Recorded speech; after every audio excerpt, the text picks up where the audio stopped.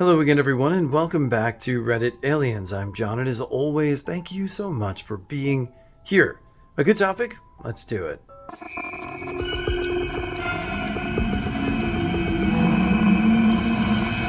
What's a near-death experience that you had that still gives you chills when you think about it? Please remember to like, share, and subscribe.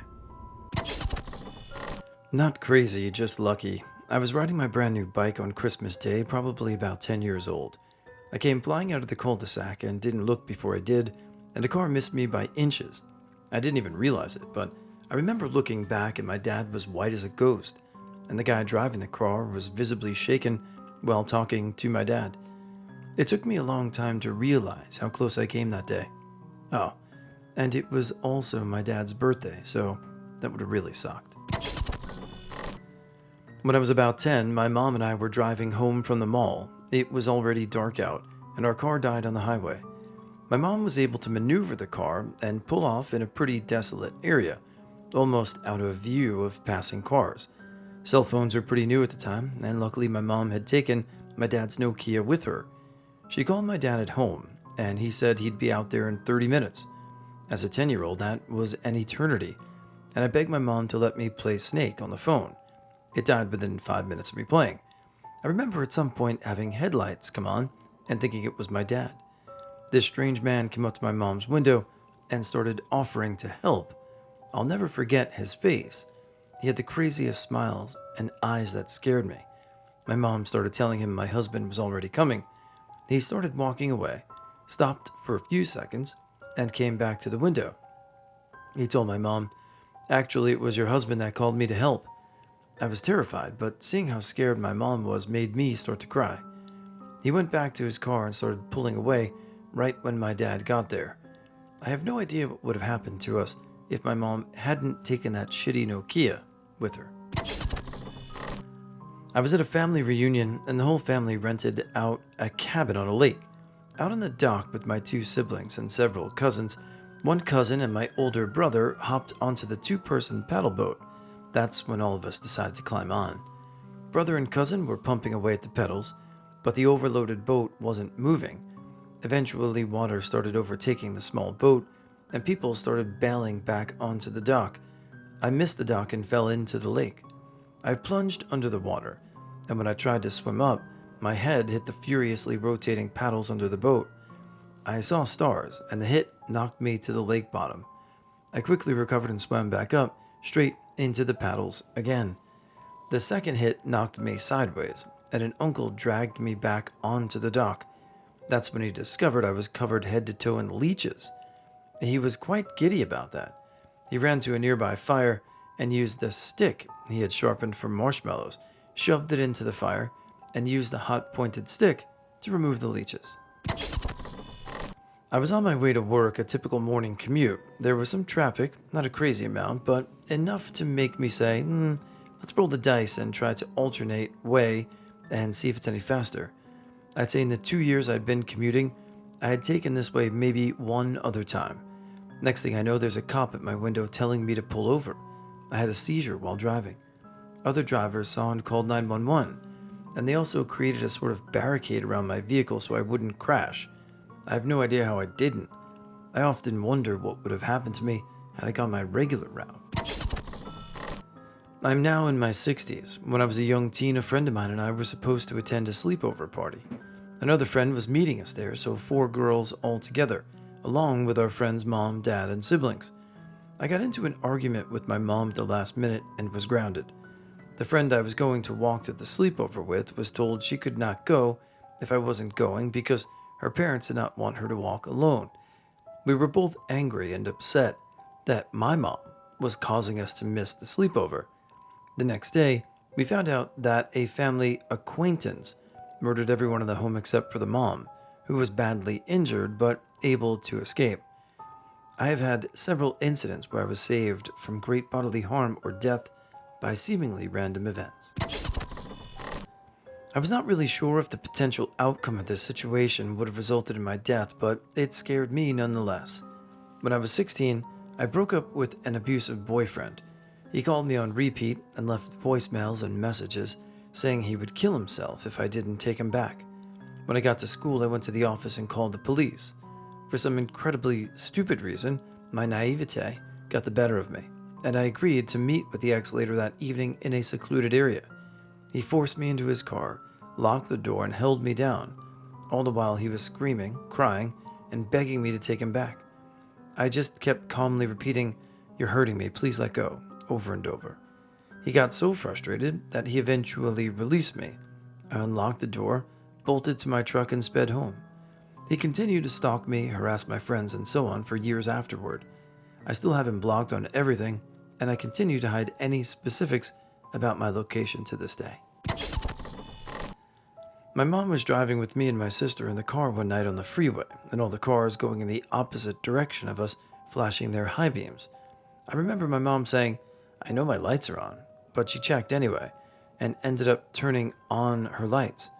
As she did this, we saw there was a car driving on the wrong side headed right toward us. My mom was able to swerve just in time. I remember my mom being quiet the rest of her ride home, and when she told us to go to sleep, I could hear her violently crying. The next day, we found out the man did hit someone. He and the person he hit both died. Toward the end of a 14-month-long psychotic episode, the voices told me that if I didn't kill myself, I would be damned to hell immediately. A truck was passing by on the street going 35 to 40. I aimed my head directly under the tire and dove under the vehicle. They slammed the brakes and got so close that the tire bumped the back of my head. In my psychotic panic, I was unfazed. I didn't even flinch. Looking back, I realized that if they had hit the brakes a literal fraction of a second later, I would be dead. That, or being mutilated beyond recognition and traumatized for life. I cringe so hard looking back on that event. Bipolar disorder is the worst. I was driving on a highway, speed reduced because it was foggy, with concerningly low visibility in retrospect. There was a tractor trailer in front of me that I couldn't see because of the fog, and it braked suddenly. Even at the reduced speed, it was shocking how quickly it came into view. First the red brake lights, and then the looming outline of the back of the truck. Following distance plus reaction time meant I had no shot of braking before impact, so I quickly merged left. I didn't have time, or honestly visibility, to check that I wasn't merging directly in front of or into another car. Thankfully there was no one there, and the fog lifted pretty soon afterwards, but I was very shaken and still sometimes feel sick if I think about it, because I easily could have gotten in two separate car accidents. I just remembered that the truck driver definitely didn't have the headlights or running lights on, and that's why I was so surprised when it felt like I came up on the truck out of nowhere, because otherwise I've been able to see taillights. Once I calmed down, I remember being really pissed off because having the lights on would have avoided the whole ordeal. Halloween weekend was at a college that was having a campus-wide party. My boyfriend and I got completely wasted and fell asleep in the back of my car. I woke up in the morning to find that I had fallen asleep while smoking a cigarette, dropped the cigarette on my Roman princess costume, and it had burned part of the way up and then miraculously extinguished itself before burning me or completely engulfing me. Absolutely terrified me. I made so many bad choices when I was in the throes of my addiction, and I swear to God was watching over me. Far too many close calls could have and should have ended in disaster. I've been clean for 12 years now, though. When I was a kid, I had really bad asthma, and once I got some really horrible chest cold that were basically killing me. My parents were really poor and did what they could to take me to the doctor, but eventually they basically took me home to keep me comfortable and prepare for the inevitable. I eventually got so weak that I could only squeeze my mom's hand, look at my mom and dad, and try to breathe. My parents eventually went to bed really late, emotionally drained. I laid there and eventually gave in to exhaustion. I had an incredibly vivid dream that I was floating above the earth looking down at it. A man and a woman I'd never seen before came over and reached out to hug me. Then they sort of each grabbed one of my hands and we just floated in space. I woke up the next morning and, over many days and weeks, made a full recovery. I was around 6 or 7 at swimming lessons. They told us to swim to one end of the pool, widthwise. The group of around a dozen kids did it together with the instructor at the front. I was at the rear of the group and right in the middle on the way back. I started to panic. I was struggling to stay up and yelling for help, but no one even noticed. I somehow gathered the strength through adrenaline to start swimming again and make it back. I remember being so tired that I picked myself out of the pool and just laid there. Still, the instructor was oblivious to what happened. If there's only going to be one teacher, they should be at the rear of the group. Like, what the hell? It's an Olympic-sized pool, and I was just learning. Anyway, that's something I still think about a lot. My friends and I went camping on an island on the Mississippi River. The next morning, I was in the river living my best life, floating with a life jacket on and staring up at the sky. About 10 minutes later, I approached a current, sat up, and realized I could barely see the campsite anymore because I floated so far away. My friends had gotten in the boat to go to town, so I was alone. I started swimming toward the shoreline, thinking I'd have to pull myself up and make the long, painful walk. I had just a swimming suit and life jacket on, no shoes, through the forest and back to our site. And if I can't get to the shoreline, I could potentially bash my head open on a rock or float down to the Gulf of Mexico. I live in Minnesota. Thankfully, 5 minutes later, I saw my friends coming on the boat because they realized I was gone. I was so freaking glad to be rescued. I truly thought I was going to die out there. 25 years old, I had a night with terrible pain that jumped from my left shoulder to the left side of my jaw and didn't respond to any kind of painkiller. I knew what the symptoms foretold, but dismissed it due to my age. I just thought it was some kind of cold or something. As always, I refused to entertain even the thought of going to the hospital until the next morning, after the whole agonizing and sleepless night when I asked my father to drive me to the hospital. Just a kilometer away from home, I felt an immense, extremely sharp pain in my chest, followed by what I perceived at the time as a crack sensation. It's probably the worst pain I've ever felt to date. I left this plane right there for a few seconds that in my brain were quite more and, well, I'll just say weird, and came to a few ways down the road to the hospital. My father didn't even realize I was gone while he was driving. I just closed my eyes, turned dead silent, pun intended, and just sat back. It turns out I had an ischemic episode the previous night, leading up to the full-blown heart attack I described above. Thankfully, it was due to arterial spasms and not blockage, but were I not as young, it would have probably killed me right then and there. And that was my little brush with death. My first ever live burn training fire in the firefighting world. The property had 2 crosses on it from a mother and daughter who had gotten into a wreck and passed away a few years prior. They lit a fire in the basement and on the floor we were on, which caused superheated gases to come up and make our fire much more dangerous and hot. As we were sitting there, the nozzle man went to knock on the fire and lost water. The fire ended up consuming the room we were in, while the instructor started making his way out and yelling to get out along with everyone else. I burned the crap out of my hands, but to this day I can still hear the voices. Female voice, possible mother of the daughter that passed away, say, CG79, obviously my first name, calm down, you're okay. My assistant chief and I were the last ones out. Our gear was burnt. I will never forget the clear as day voice in all of the chaos. I truly believe the mother who passed was talking to me that day. My then live-in girlfriend made navy bean soup the day before Thanksgiving, but she didn't soak the beans for a day previously.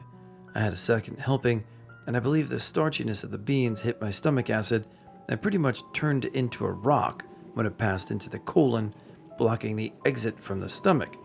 On Thanksgiving Day, I had coffee, lunch, and dinner. Having nowhere to go, my stomach swelled up with the contents. This collapsed my abdominal artery, and I went down dead. Fortunately, I fell to my hands and knees, which allowed the blood to start flowing again. I went off to the hospital, and they would not listen to me, insisting that I had had a heart attack. I spent 3 days in the hospital getting my stomach pumped out. I never heard of this procedure for a heart attack, and getting fluids pumped into my veins. The third day, the obstruction passed, and I live to tell you this tale. It was back in 2020 during the pandemic. Two of us were working late on a project. It was 2 a.m., and we needed to finish our work, but we felt overwhelmed by just the two of us, so I decided to call in another friend who lived just 10 kilometers away. I grabbed my helmet and hopped on my motorcycle. I was going between 65 and 70 kph. As I passed a gas station, a truck suddenly started reversing. I slammed on the brakes and squeezed my eyes shut. The last thing I saw was the flammable hazard sign on the side of the truck. When I opened my eyes, I was still near the gas station. I was confused but slowed down. The same truck was reversing again, but this time I was stationary, completely stopped, and wondering what the heck just happened. Was I dead? Did I die in another universe? After picking up my friend, I told them about what happened, but they just laughed and didn't believe me. I told my sister too, but she couldn't believe it either. Even to this day, I still vividly remember what happened that night. I'm not too much of a, I don't know, holistic type. I don't know what you would call it, but I think premonition can be a real thing. So, sure, I think this might have happened. Absolutely. August 21st, 2020. It was around 4:40 to 4:45 in the afternoon. I went out to my car to get some takeout for dinner. Within the 10 seconds I was in, the car was still in park. I was looking down at my phone to see what playlist to put on. Then I heard the honking and screeching. I happened to live by a really shitty intersection at the time, and at least 3 car crashes happened outside my apartment that week.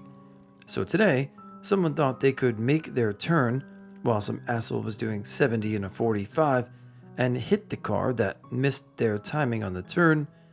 Then the speedster collided into me on the driver's side as they tore through my mailbox and trash bins.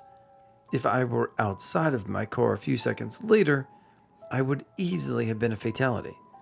To this day, I still hang on to the car handle in my prior car as a reminder that death will come at any time and rarely with a warning. When I was around 10, I was rushing back home in a lightning storm. It was raining so hard that I could barely see. I have exercise-induced asthma, and when I was in my driveway, I had to pause for a second to gasp for air. I thought I was close enough, so I only walked to my front door. Just as I was opening the door, I felt all my hair stand on end, and there was a really weird feeling all over my body. I rushed inside and it stopped, but lightning hit the road in front of my house a few seconds later. I remember the horror when I realized what that feeling had been and how close I was to getting hit. If I had been even a little slower, things could have ended a lot differently. When we, 2 women, moved to Indianapolis and got an apartment, there was a knock on the door and these 2 larger dudes were standing on the other side. I didn't answer the door but shrugged it off, thinking they were looking for the previous tenant and they'd figure it out. They came back again one day after my SO left for school and I was home alone. I didn't answer the door. One time I heard a knock and looked out the peephole to see a little boy about 9 or so. Then I noticed on the sides of the peephole there were 2 more bigger guys. They were trying to trick me. Holy shit. I realized quickly that these dudes probably meant us real harm. I still think about that to this day. What if I had opened the door? What if, on the day my SO was at school, they barged in and sat there waiting for her to come home and through the door? It's so terrifying. I live just south of Tornado Alley, so we rarely get true tornadoes, but we get straight-line winds. The speed of tornadoes, but in a straight line instead of rotating, can cause quite a bit of damage. Years ago, we got hit by the winds, tore a 100-plus-year-old tree out of the ground, ripped part of the roof off the house, flipped my uncle's truck nearly half a mile down the road, among other things. One of those storms we still talk about. After it was all over, I went outside to check on the damage. From the porch, it looked like I had missed the worst of it, so I stepped off the porch to check around the sides of the house. My foot was still on the bottom step of the porch, when the roof of the porch collapsed right where I had been standing just a minute ago. On top of that, one of the trees in the backyard had broken in half and crashed through the side of the house. Thankfully, where the closet was as opposed to my bed. I later found part of that branch in the closet. I used to share this list at parties. My mom got in a car accident when she was 7 months pregnant with me. She almost miscarried. I almost died when I was born. I wasn't breathing, and they had to suction some stuff out of my lungs. I don't know what. When I was 2, my mom got in another car crash where a cement truck rolled over the passenger seat and back seat of the car. She was in and out of a coma for a week, screaming about her kids being in the back seat of the car. They spent a long time looking for me and my sister, but my mom had just dropped us off at her sister's place, less than 10 minutes beforehand. I almost drowned at 4 years old in the pool of my grandmother's apartment while my 2-year-old sister watched. I couldn't swim, and someone happened to see me fall in, so they jumped the fence to save me. I almost got abducted at 10 from my school campus. I was sitting in timeout, way behind the teachers on the playground, and some guy around the corner told me to come with him and his girlfriend. I said no, and he left. I almost drowned at 13 at the city wave pool. I couldn't find my way up, and the last thing I remember was thinking I was going to die and feeling a wave of peace overcome me before I was being pulled out of the pool. At 18, I was about to drive on the freeway in Houston at 70 plus miles per hour when a friend called me at the last minute to see if I could give him a ride to his girlfriend's. It was on the way, so I took a detour to pick him up and drop him off. When I would have been on the freeway at full speed, but was instead going 10 to 15 miles per hour in a neighborhood. My front left tire suddenly disconnected from my car, and everything dropped to the ground. I only had about 2 seconds of warning, with a weird grinding noise, and totally would have flipped the car if I was going any faster. It also had no airbags. I almost overdosed on heroin 3 times when I was 21 to 22. Twice, I stopped breathing. The third time I decided to do a muscle shot instead of into my veins, and I didn't realize my friend had loaded the needle with double my normal amount. I would have been dead in seconds if I'd shot it in my veins. Instead, I skirted the line for hours, falling in and out of lucidity. I'm 14 years sober now, by the way. At 25, I got hit by a truck while crossing the street, had pieces of a tire in my leg, and tore a ligament.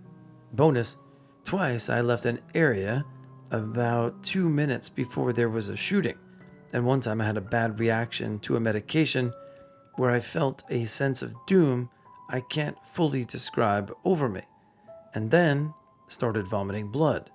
Something was happening to my liver, and even though I was fine within a couple of days, more than anything, that's what happened. I felt certain I was going to die.